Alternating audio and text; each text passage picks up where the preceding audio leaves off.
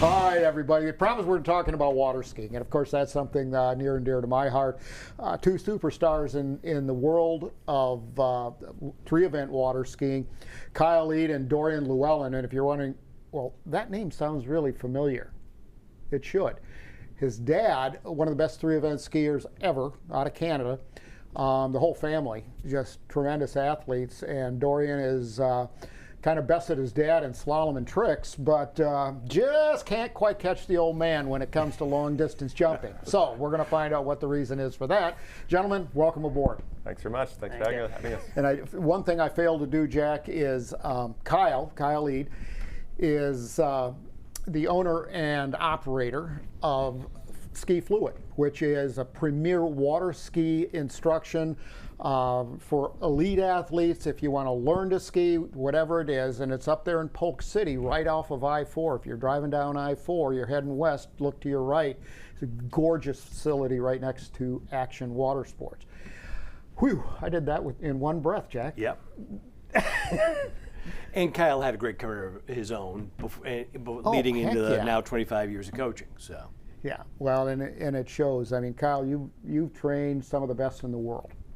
Here's one of them. Yeah, definitely. Yeah, we've been there in Polk City since 2009, and now we're so a long time training skiers from all abilities. We do a lot of events as well, and next weekend, October 10th through 12th, we're bringing one of the biggest ones we've done. We have an amateur competition, the Holy Cow Cup, and then right alongside it is going to be the Fluid Cup, which is the pro version. It's the best overall skiers in the world. They have a tour that travels 4 stops around the world, and one of the stops is at our place, and we're looking forward to having them. We've done it the last few years. We're looking forward to having them back. Yeah, well, it's one of the best. It kind of wraps up the season for the most part, I guess, for the three eventers. Tell us a little bit about your family, because you have some kids that are darn good great skiers, slalom skiers especially. Yeah, my two kids, Jaden and Damien, have been in the sport for a while now, and they're skiing well. One's just gone off to college for ULM, and the other one's taking a bit of a break because his back's a little sore. But they both had a great season. They went 1 and 2 at the nationals and broke the national championship records. So they've had a good season, and we're looking forward to seeing what they can do in future and on the collegiate scene. Yeah. So Dorien, you must have been raised on water skis, right? Or yeah, I mean, for sure. You know, both my parents were world champions. My uncle was a world champion, so it was kind of always expected that I was going to follow in the footsteps. And you know, I think as most kids kind of do, I wanted to find my own path. And my dad's Canadian, so you know, I grew up playing hockey, and that was kind of the first direction I went. And you know, I think the reason why I ended up choosing water skiing in the end, you know, it was kind of when college decision was: do I stay up north and play college hockey? Do I come back and pursue skiing full time? And I think the reason that I ended up skiing long term is probably because my parents never forced it on me. So, you know, I got to kind of find that love for skiing myself. Yeah, and hockey, I mean, especially for the real diehards. I mean, those kids go off in what we would consider high school and start becoming, you know, pro players there. Yeah. It's a whole different level of commitment. Yeah, for sure. And I went to boarding school in Boston for 4 years for high school, and I think I was a good kid. You know, my parents shipped me off, but it shipped me off for a different reason. That's at least what I'm going to say, you know. We talked about, you know, my dad's best versus my best. Yep. You know, maybe he was shipping me off because he wanted to keep those Just records keep for it himself. a little bit longer. Yeah. But no, it was a big decision for me, and knowing that, you know, I had my parents, places like Kyle's place that I could come back and train at full time when I came back. I had confidence that, you know, I could still get to the top level in skiing despite taking a little bit different of a route. So you went to boarding school, came down to Florida, and launched your career, you know, somewhat in the footsteps of your parents and your uncle and, you know, that type of stuff. They skied on the pro tour in the early days, in the 80s, and all of that type of stuff. It was a huge thing then. The pro tour isn't today isn't like it was back then. You know, of course, like Pro Tour, then it was Bud Light or Mick Light. But anyway, aspirations for the future. Masters champion, world champion. I mean, tell us about what your goals are. Yeah, no, and I mean, you're right. Like, it's definitely a different scene now. You know, I think a lot of the pro water skiers now are people my age that had parents that skied with my dad, you know, even Kyle's kids, and we kind of watched that golden era of skiing, the Coors Light Tour, like you said. And I think that's what makes the World Water Skiers overall tour so special for me, is it gives us overall skiers that opportunity to have a tour and to go around the world and travel. You know, obviously we have, you know, a jump tour and a trick tour and a slalom tour, but to have the overall tour as well, it not only adds extra events for us to be able to ski in, but, you know, for me, I know I'm a little bit biased, but, you know, when you're the overall champion, you're the king of all 3 events. You're the best all-around skier on the planet. So to have a tour and to be able to go to this tournament, you know, in a week's time, you're going to get the guys that are not only at the forefront of jump, at the forefront of slalom, at the forefront of tricks in the entire world, but, you know, we're doing it all at the same time. So you're going to get people that are just the best at everything in water skiing. And yeah, I mean, my aspirations obviously are, you know, to win the tour, to win the Masters. We just had the World Championships about a month ago. How'd you get on that one? Yeah, that went well. Yeah, I won the overall event there. Oh, so, did you? Yeah, so I won tricks in 2021, but this was my first overall world title, and it was extremely special. And, you know, like we've been talking about, my parents were there and, you know, guided me along that journey. And yeah, and again, coming back to this tour, you know, I'm now the reigning world champion in overall. We have the former world champion in Louis Duplomb Freiburg. He's going to be there. And then Joel Poland, who's won the tour the last couple of years.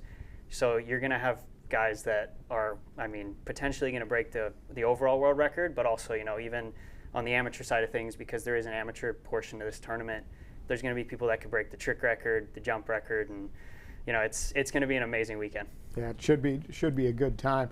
Guy by the name of Taylor Garcia, is he still skiing? Heck of a jumper. Yeah, he is. I grew up with Taylor. We jumped at Junior Masters together a lot, and, you know, became friends pretty quickly. And I think he's taking a bit of a break. He's going to law school or something, right? Yeah, he's in law school. I think he's pretty close to being finished, and he got married this year. So a lot of things happening in Taylor's life. I know he had a couple big crashes at the beginning of the year at Moomba in Australia in March. Really? And yeah, so he's rehabbing from that. Also has a lot of things going on in life. I'm excited to see what he has next, for sure. Well, I had the honor and the pleasure to be in Moala, Australia, for the World Waterski Championships, and I learned a whole bunch of Australian words. You're wondering where the accent is coming from. Kyle's actually from New Zealand, and I learned what a dunny is. Okay. Interesting one. Yep. Yeah. What else did you Look learn? it up. Yeah. I thought that's why I was here, actually, you know, because I can translate what he's going to say about our tournament next weekend, you know? It takes you a while when you're over there. What'd they say? What do you mean? No, it was hilarious. When I did an interview, it was probably one of my best interviews ever. From going to school up in Boston, he can translate a few words up there that we have too. So.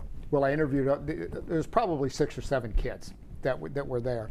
And so I had them in a semicircle, and I wanted to improve my Australian, the way I spoke Australian. So I asked them these words that I had learned, and one of the last questions was, "What's a dunny?"